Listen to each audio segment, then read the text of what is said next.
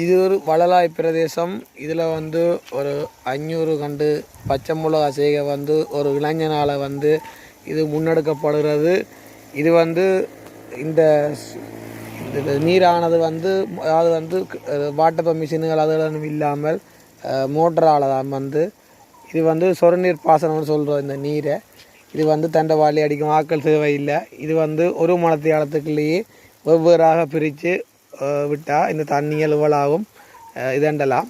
நார்மலாக வந்து இளைஞன் வந்து முயற்சி இதுதான், அவற்றை அன்றாடம் வாழ்வாதாரமே இதுதான். நார்மலாக இன்றைக்கு நாங்கள் இந்த காணொலியில் தான் பார்ப்போம்.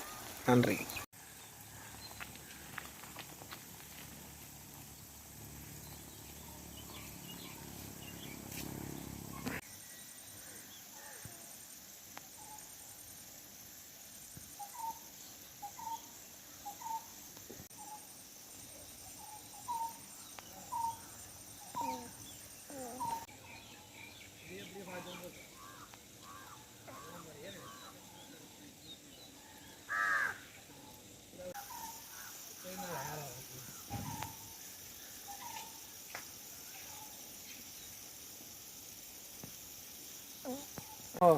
கேட்டு பாரு எங்கேயா